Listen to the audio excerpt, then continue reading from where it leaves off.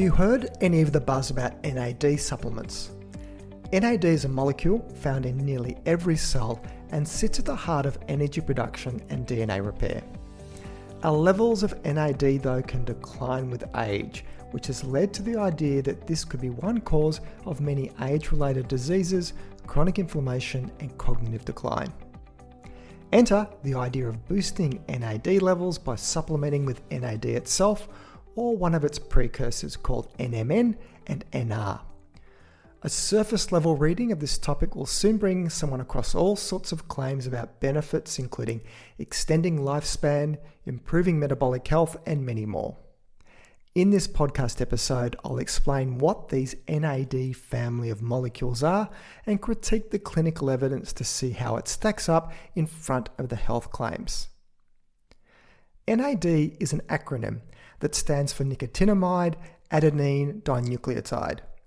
NAD is actually made from the B group vitamin niacin, or we can produce it from the amino acid tryptophan and also recycle it in the body.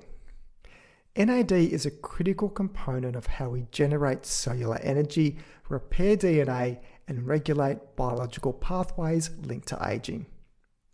NAD acts as a cofactor for metabolic enzymes in the mitochondria during oxidative phosphorylation, which is part of the process of ATP production through the electron transport chain. And sorry for the flashback to those of you that had studied uni biochem for all of those big words. Outside of the mitochondria, NAD also supports glycolysis, helping generate ATP from glucose. The levels of NAD, though, are known to decline with age, which has fueled interest in how supplementation with NAD may help with aging, especially considering NAD's central role in energy production and cellular repair. The decline in NAD with age is caused by lower rates of its biosynthesis together with increased demand for it because of its importance in so many cellular reactions. Tissues such as the brain, heart and muscle have high metabolic demands, so need a lot of NAD. And it is these same tissues that show the greatest signs of defects with aging, which increases our risk of dementia, heart disease and loss of muscle mass and strength. But it is important to say straight out that just because NAD levels fall with age doesn't automatically mean it is the reason for many of the health problems seen with aging. Wrinkles are certainly a sign of aging, but we don't say that wrinkles cause many of the health problems of aging. So this is a classic case of correlation not being causation. So is there any truth to the NAD and healthy aging story? Let's dive in further. Let's look firstly at the different ways that NAD levels can be boosted with supplements. Now, don't go looking for a bottle of NAD at your local health supplement store, as the oral form of NAD has poor absorption and tends to be broken down in the gut. Instead, the popular ways to try and boost NAD levels come from taking its precursors. Two of the more popular ones are NMN and NR. NMN stands for nicotinamide mononucleotide, and it is the direct precursor for NAD. NMN occurs in small amounts in foods like avocados, broccoli and tomatoes, but at levels much lower than that used in supplements. At least in animals, NMN supplementation seems to improve mitochondrial function, improve insulin sensitivity, and support cardiovascular and cognitive health.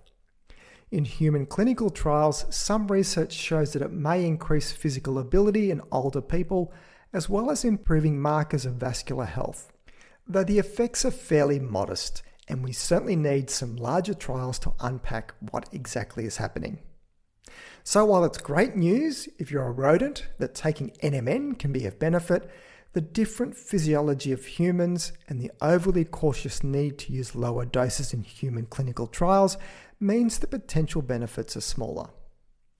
Interestingly, NMN is legal in Australia for personal use if you wish to import it yourself, but it is illegal to be sold commercially, as it is not listed by the TGA as an approved therapeutic good for sale.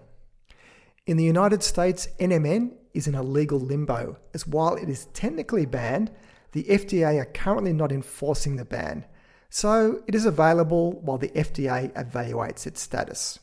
Go figure.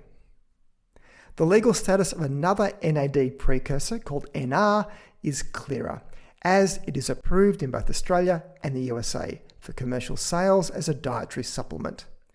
NR stands for nicotinamide riboside, and it is also a precursor for NAD. Just like the case for NMN, animal studies with NR point to a benefit for aging, but the human clinical trials have not yet demonstrated robust anti-aging effects, with very mediocre results in the few trials done so far.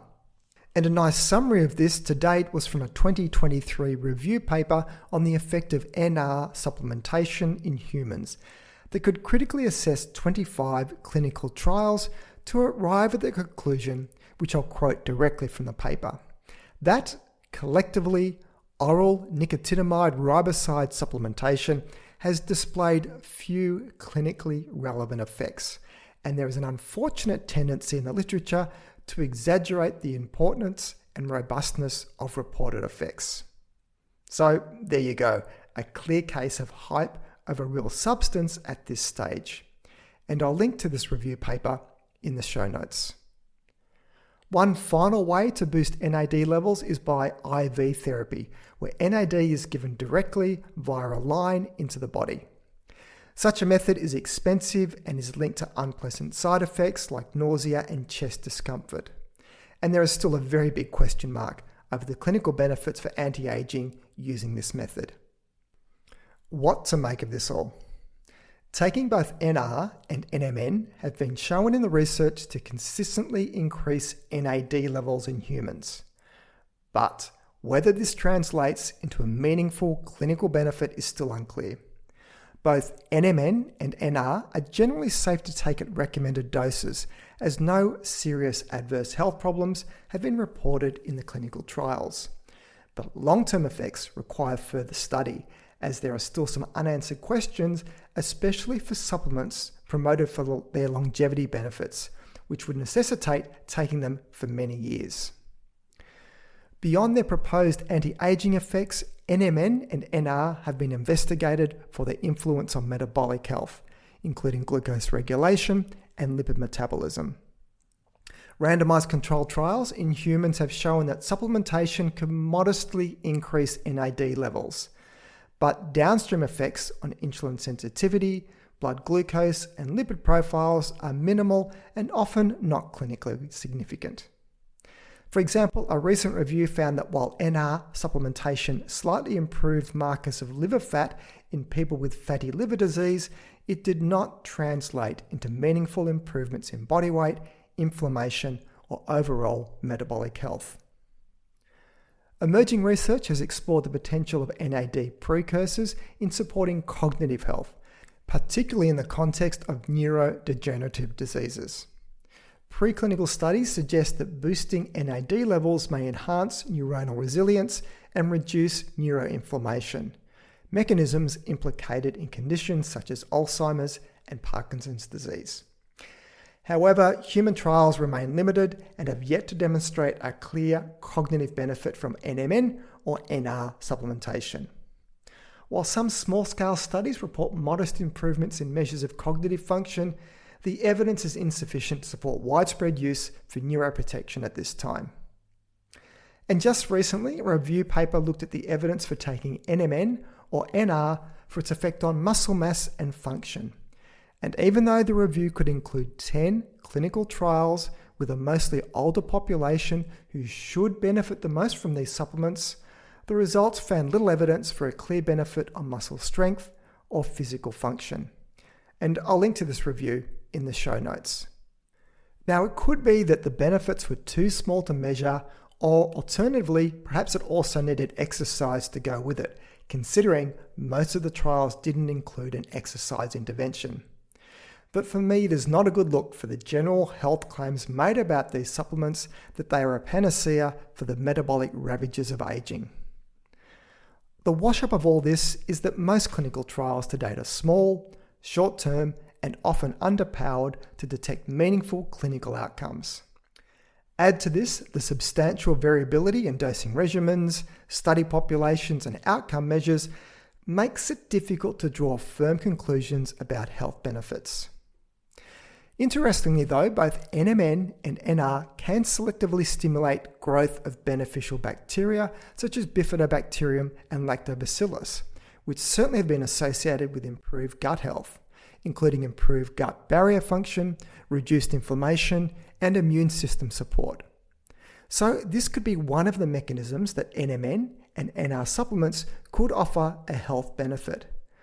But I could list literally hundreds, if not thousands, of beneficial food components that are known to favorably alter the gut microbiome. So it is hard to get too excited about this link with NAD precursors, considering the cost of the supplements. But do you want to know one surefire way to increase your NAD levels naturally? It's exercise. How it does this is quite simple. The more exercise you do, the more NAD you need to produce energy, so your body responds by making more of it. If the health benefits of regular exercise could be put in a pill, then it would be the biggest selling supplement of all time. Exercise cuts the risk of all the metabolic changes and diseases that are linked to aging, be it in our brain, muscles, or blood vessels. So let's wrap all this up. In the quest for longer, healthier lives, the allure of reaching for the latest supplement is strong. Research into the NAD pathway and how to boost this with supplements is ongoing.